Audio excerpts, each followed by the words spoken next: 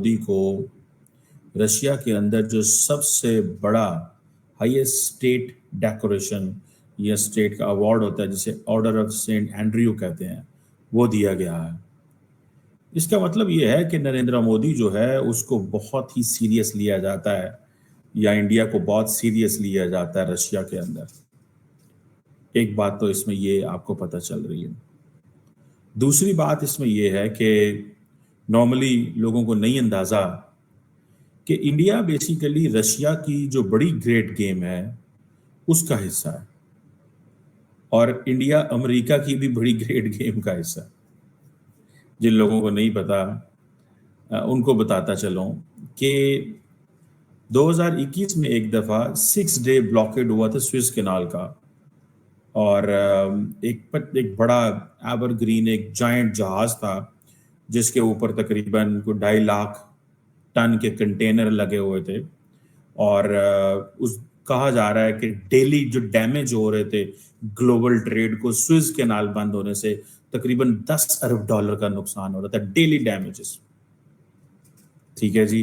और जो इजिप्ट है, मैं आपको बात बताऊं, जिनको पता है स्विस कैनाल जो है जहां से गुजरती है, तकरीबन वो सालाना $8 अरब जो है वो कमाता है।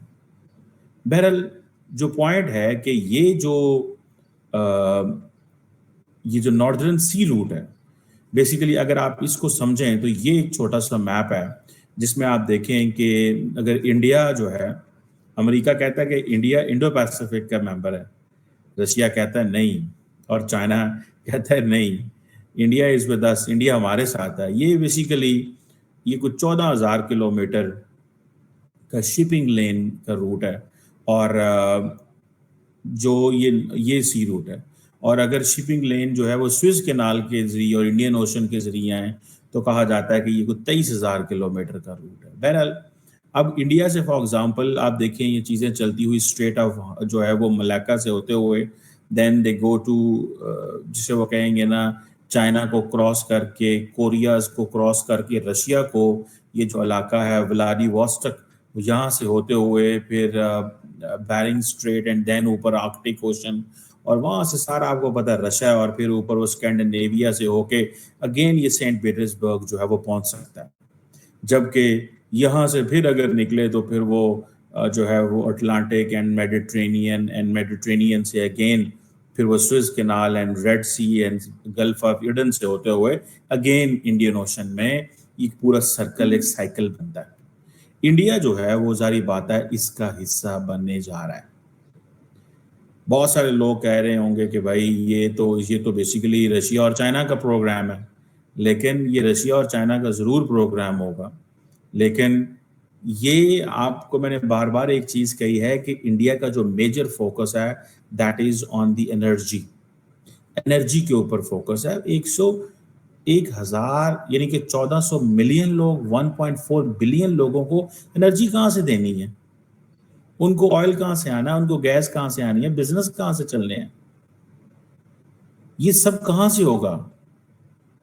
ये जो आर्कटिक नॉर्दर्न सी रूट है, इंडिया इसके ऊपर जो है वो लॉन्ग टर्म कोऑपरेशन चाहता है। ठीक है, और मेरा नहीं ख्याल कि कोई मुल्क ऐसा है जिसकी इतनी इनग्रेस हो उसके अंदर किसी यूरोपियन या वेस्टर्न मुल्क की रशिया के अंदर जितनी भारत के अंदर है। ये किसी की कोई इनग्रेस नहीं है भाई, ये जितनी भारत को एडवांटेज आता है कि जो इन्होंने ट्रेड टारगेट सेट किया वो तकरीबन $100 बिलियन सेट किया बाय 2030। याद रखें, इंडिया यूएई ने ट्रेड टारगेट 2030 का जो है वो $100 बिलियन का है। मेरे ख्याल है अभी ऑलरेडी कुछ $60-70 अरब की बायलैटरल ट्रेड तो है ही है। $100 अरब की बायलैटरल ट्रेड है, इस वक्त मेरे ख्याल है $65 बिलियन में है। $65 बिलियन पे तो चले गए हैं, उसमें heavily India is dependent on Russian energy. So it means कि India is interested to buy more, some $20-30 billion की मोर एनर्जी खरीदना चाहता है। इसका मतलब ये भी है कि इंडिया अपने ऑयल के स्ट्रेटेजिक रिजर्व्स रखना चाहता है। ये आप इस चीज़ को रखें, जेन में रखें कि इंडिया ऑयल के स्ट्रेटेजिक रिजर्व्स रखना चाहता है।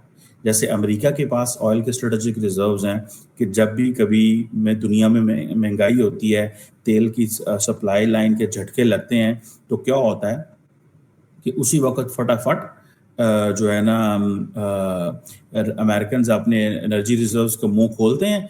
जैसे ही मुंह खोलते हैं तेल की कीमतें वो कम कर लेते हैं। So India is looking for that as well. India इस चीज़ की कभी परवाह नहीं करता क्योंकि वो एक बहुत पावरफुल इकॉनमी है। यूरोप ने हमेशा उनकी इस चीज़ से मुखालफत तो की है लेकिन खुल के उनके खिलाफ कुछ कर नहीं पाया। पहले जब यूक्रेन वार हुई तो हमें उन्होंने ऑयल इंपोर्ट करने से मना कर दिया। हमने उनकी बात यूरोप की मान ली, एब्सोल्युटली नॉट इन प्रैक्टिकल हमने कह दिया। लेकिन इंडिया ने तब भी उनसे पेट्रोल और बाकी चीज़ें इंपोर्ट की और उसको बहुत डिस्काउंटेड प्राइस पे परचेज की और बाद में फिर इन्हीं यूरोपियन कंट्रीज को उसने बेचा। हाँ बिल्कुल। हाँ तो इंडिया तो इस चीज़ की परवाह नहीं करता क्योंकि उसकी दो रीजंस है। एक तो उनकी इकॉनमी इतनी स्ट्रांग है और इतनी पावरफुल इकॉनमी है और दूसरी वो ट्रू डेमोक्रेसी है। ऐसा नहीं है कि उन मोदी के मैंडेट पे कोई क्वेश्चन नहीं कर सकता इंडिया में। वो एक अनडिस्प्यूटेड इलेक्शन जीत के आया हुआ है और रशिया से उनके तल्लुकात आज के नहीं है। ये जब से इंडिया और पाकिस्तान बने हैं ये तल्लुकात उनके तब से हैं। उन्होंने कभी अपनी स्टेट को स्विंग स्टेट नहीं बनाया। वो शुरू से ही रशिया के साथ खड़े हैं। हमारी तरह नहीं है कभी एक प्राइम मिनिस्टर रशिया जा रहा है कह रहा है कि हम रशिया से तल्लुकात बनाएंगे, दूसरा आता है कहता है नहीं जी हम यूएसए से तल्लुकात बनाएंगे। तो इंडिया बहुत क्लियर है अपने तल्लुकात को लेके। वो हमारी तरह नहीं है कि हमारा प्राइम मिनिस्टर जा रहा है मिलने, वो प्यूटन से जा रहा है, जाके मिल वो कैमरामैन से रहा है। वो बात भी मैंने करनी थी कि इतना 6 दिन पहले जब हमारे प्राइम मिनिस्टर की मुलाकात पुतिन से होती है एससीओ मीटिंग में, तो पुतिन साहब बड़े प्यार से हाथ बढ़ाते हैं तो शाबाश ये पुतिन को इग्नोर करके पहले कैमरामैन से मिलते हैं तो फिर जाके पुतिन से मिलते हैं। इतनी एम्बैरेसमेंट। टर्की जाते हैं तो टर्की उर्दुगान के कान में बार बार कह रहे भाई तेरे लिए आम लाया हूँ, तेरे लिए आम लाया हूँ। क्या मतलब उन्होंने कभी आम नहीं खाए? क्या क्या क्या बिहेवियर है ये? तो चलो प्राइम मिनिस्टर तो नालायक है ही है। ये तो फॉरेन ऑफिस वाले लोगों का काम है। प्रोटोकॉल उसको फॉरेन प्रोटोकॉल सिखाए कि भाई आप प्यूटन से मिलने आए हुए हो, कैमरामैन से नहीं मिलने आए हुए।